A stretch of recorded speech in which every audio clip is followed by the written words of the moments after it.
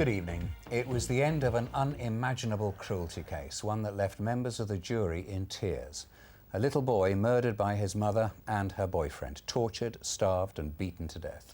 Daniel Pelka is the fifth child in as many years to die here in the West Midlands, unnoticed by the authorities who should have been protecting him. Tonight, we look at what's being done to care for other vulnerable children. But first, we cross to Birmingham Crown Court and our reporter Ben Ando. And Ben, there was some forceful words from the judge today. Yes, good evening. Well, Mrs. Justice Cox, like the jury, some of whom who were, as you said, in tears today, has had to sit through 9 weeks of gruelling and often harrowing evidence in a case that she said involved shocking and deeply disturbing events. Sentencing Magdalena Wuszak and Mariusz Kresolek, she said, details of unimaginable acts of cruelty and brutality inflicted over many months have exposed the torment and despair that Daniel must have suffered. And the level of cruelty was reflected in the sentence, a minimum of 30 years before either can be considered for parole, which will be when Mariusz Kresolek is in his mid-60s and Magdalena Wuszak is in her late 50s. And Ben, what considerations did the judge have to make in setting the minimum jail sentence the pair must serve?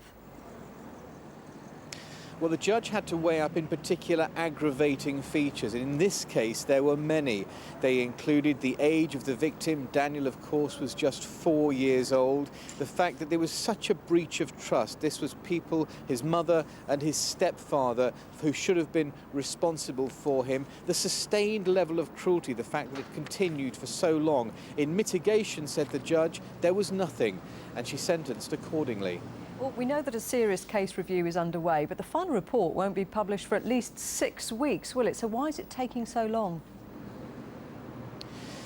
That's right. This serious case review is being overseen by the Coventry Safeguarding Children Board. They've spoken to Coventry City Council, to GPs, doctors, hospital staff, community health trust people, even police officers, all of whom came into contact with the family. But they say there is more. During the course of this 9-week trial, more evidence has emerged. They say they need to consider that too before they can finalise their report, and it will take them at least 6 weeks to do that. We're expecting the report then published in 6 weeks' time. OK, Ben Ando, thank you. Well, today, 2 more parents have been charged in connection with their child's death. A baby, Isabella Valance, lived in a house in this street in Redditch before being taken to Birmingham Children's Hospital, where she died. Tyler Valance has been charged with her murder, along with ill treatment or neglect, and her mother, Jessica Wiggins, with causing or allowing the death of a child. Child killings aren't common, but in the last few years there have been notable and shocking cases here in the West Midlands. Bob Hockenhull reports. Social services under the spotlight and on the front line. Social workers need a real determination and a real conviction in the work that they're doing and the decisions that they're making for children. But in 5 years there have been 5 high-profile cases of children being killed by those who should have been caring for them. Kyra Ishak died in 2008. The 7-year-old from Birmingham was starved to death by her mother and her boyfriend. The serious case review that followed found her death could have been prevented. In the same year, Ryan Lovell Hancocks from Bilston died from a brain injury on Christmas Eve. 14 separate agencies had missed chances to intervene in Ryan's care. In January 2010, Keanu Williams from Ward End in Birmingham was beaten to death by his mother. A serious case review into how this abuse went unnoticed will report in the next few weeks. And in May last year, 23-month-old Daniel Jones died from a heroin overdose in his home in Wolverhampton. And now Daniel Pelka, starved and beaten. He was just 4.5 years old. There are undoubtedly financial pressures on all council services. The average length of time social workers spend in the profession is only 8 years, far below that of comparable professionals. Many social workers feel beleaguered and quite overwhelmed by their caseloads, by the fact that some of the backroom support's been cut, which ironically has put more admin tasks on them, more bureaucratic tasks. When you make a decision at 3 o'clock in the morning whether to take a child into care or not, that's a life-changing decision, and you have to respect the people who work in that field for making that decision. Sometimes it's right, sometimes it's wrong. When it goes wrong, we get a baby P. When it goes right, nobody cares.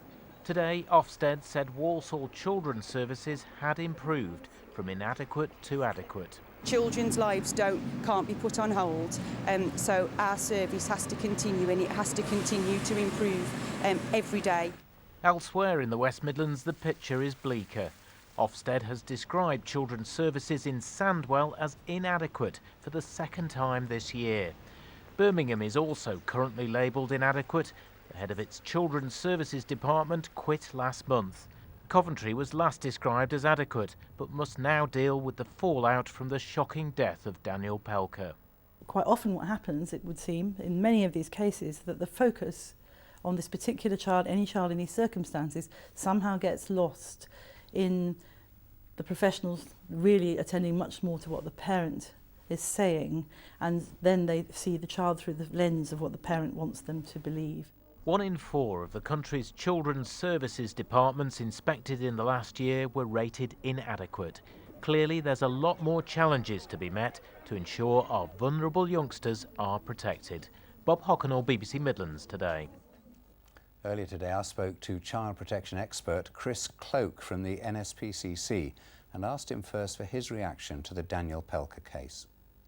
This is the most horrific case that in many years that we've come across at the NSPCC. It's horrific that a little 4-year-old could be treated in this way, and that his mother and his mother's boyfriend could treat a child in this way, being systematically tortured over a period of many months. You can just imagine what it feels like if you're a little 4-year-old to be beaten, to denied food, to be locked away, and to be treated to cold baths as punishment. This is a horrific case, and I think we've heard today about the sentences. They are long sentences, but it feels that justice has been done. And I think people are absolutely outraged that no one managed to step in when there were so many signs of his suffering. Yes, it is extraordinary, and we really do need to learn from this case. There is a serious case review that is currently being conducted, and we certainly owe it to Daniel to wait and see what exactly has happened. And then haven't we been here before with this aspect, the cases, yes, the reviews and so on? We must not let it happen again, and it has. Yeah, very sadly there have been a series of cases like this over the years, and certainly there are aspects of this case which we're hearing about at the moment, which are very reminiscent of how baby Peter was treated, how Cara Ishak was treated, and indeed if you go back 40 years to how little Maria Colwell, which led to the setting up of the child protection system that we have today. There are kind of strong messages coming out of those cases which are all very similar. Poor communication, lack of training, lack of support, but we need to know why exactly these cases go wrong. And I think the serious case review will look at that, and then we must ensure that we can do all that we can to learn from the case so that children like Daniel don't slip under the net before again. You think someone somewhere would have got in touch with the police or the social services, even the teachers, but the NSPCC is there. Someone could have Yes. come to you even, anonymously. Yes, that's absolutely right. The NSPCC is here, and a message which the NSPCC is wanting to say loud and clear. It's really important that anybody who has got a concern about a child take some action. It's important that we err on the side of caution, and if you've got a concern of any sort, do something. Don't stay silent. Don't think somebody else is going to respond. And we can together talk through what the concerns are. The NSPCC helpline will be able to say, what are your worries, and we can talk through whether it's right that you have those worries, and together we can decide what is the best course of action. Chris Cloak, thank you. Coming up later in the programme, the policeman